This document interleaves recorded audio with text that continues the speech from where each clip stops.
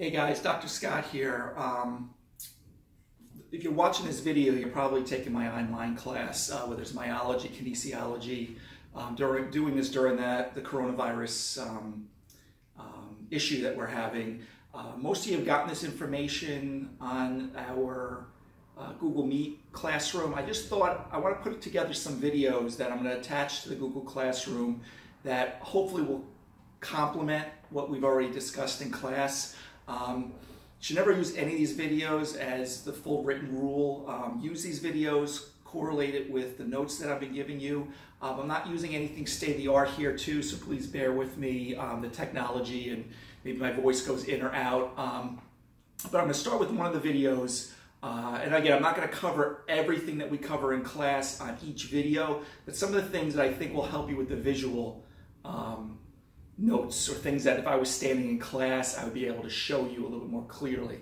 Especially those of you who are taking Myology 1 who may never have been exposed to any of these medical terms before. So the first thing I want to do today is talk about anatomical position and planes of the body.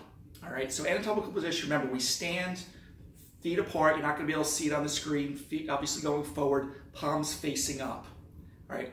Very important with the palms facing up, not being pronated here, which again, if you don't know what pronation is with the forearm, we'll explain that later.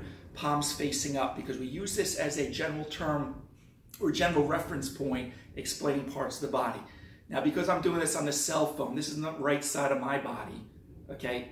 It should be looking to your left on the screen. We always name our body parts based upon the position that your client or patient is in. Okay, so this would be my right arm, my right upper quadrant, left side of my body, all right? But palms facing forward, okay? More on that later, because if you have your palms facing down, and we're going to be using reference points on in a different video, medial lateral, this will not work. Now, the first plane in the body is called the median or the mid-sagittal plane. I like to use a piece of paper because it's kind of like, if you think about that magic trick that you've seen on TV, you always seems to be a woman and there's the magician and he cuts her in half with a piece. So just think of this piece of paper as a cutting tool. So median plane divides the body into symmetrical right and left halves. So I got this piece of paper cutting me right in half. So if I had a right side or a left side of my body, okay, mid-sagittal is directly between my nose through my torso, all right, dividing me right and left halves. Sagittal plane is anything that's next to it. It doesn't have to be in the midline, but it could be on either side, dividing a right and left half. Okay, so it could be here, mid-sagittal, it could be over here. All right, but we're dividing to right and left halves. Then there's coronal frontal plane. Now I take the same piece of paper. I'm going to duck down here a little bit, but I'm going to have the piece of paper hit me through the top of the head, cutting me through. So there's a front section and a rear section. Okay, so it's the coronal or frontal plane. All right, so you're probably watching this video after we did the class, okay? But again, you're not going to be able to probably see me too well through the Google Meet, so that's why I'm showing you here. So this coronal or frontal plane, which means the same thing, divides us to an anterior or a posterior section, okay? Or front and back section. We cut myself all the way through. Then there's the transverse plane. Okay, transverse plane is just like the magic trick. So if you were seeing me lower, if I cut myself into a superior top or inferior bottom section, okay, so we kind of cut ourselves here, okay. So again, median, mid-sagittal, sagittal, anywhere here, cutting ourselves to right and left halves, coronal or frontal, cutting us through. So I have a front section or a back section. So imagine if you cut me right through the top of the head. Okay, and my front section fell forward and my back section hit towards my window. I'm in my office right now. And then transverse section, okay, cutting ourselves to a superior and inferior, all right? Those of you who are brand new, I will do a video specifically on medical terminology if you don't know what anterior, posterior, medial lateral is, okay? Worth mentioning now on this video, I am going to talk about movements in another video, but if we have movement in the mid-sagittal plane or sagittal plane, remember the first thing you want to do is get your sagittal plane up. Okay, so remember that's the one that divides us into right and left halves. So I have this pencil in here because you can see the movement, okay, of this the sagittal plane moving around an axis, correct?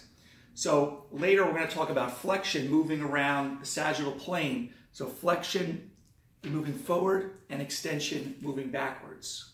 Okay? So if I turn this way, okay, flexion moving forward, extension. So that's movement around the sagittal plane. Movement around the coronal frontal plane. Let's get our coronal frontal plane, right? It cuts us through the top of our head for an anterior and posterior section, or front and back section. Let me just put it out in front of me now. So now movement is going to do what? Move either to the right or to the left. So later when we talk about, say, lateral flexion, we're going to be moving around the coronal frontal plane. So right lateral flexion will be this way, left lateral flexion will be that way. So that's movement around the coronal frontal plane. That will become clearer when you see my movement video coming up. Then we have transverse plane. Okay, let's put the transverse. Remember, that's like the magic trick, the woman in the box and they cut yourself. Okay, it doesn't have to be just at your waist, it could be anywhere here. Okay, but let me bring it up high. So now we're spinning this way or this way. So what's happening here is we do some rotation, right? We move this direction, or we move to the left. Okay, left rotation or right rotation.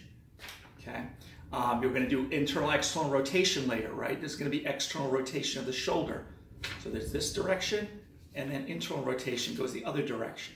Okay, so again, when we talk about actions and we talk about movement up through those planes, that's what we're talking about. I'll try to rehash this last part later, but at least if you understand what mid-sagittal, sagittal, coronal frontal, transverse, and the last one is oblique. Okay, oblique is anything on an angle. Okay, cut through your body. Any of you had MRIs or family member had MRIs, sometimes you'll have sagittal sections, coronal sections. You see part of the body. This is where some of those reference points come in. Okay, so anatomical position, palms facing forward, and mid-sagittal, sagittal plane, coronal frontal plane, dividing us front and back, cut me through, and then transverse plane, dividing superior, inferior. Okay?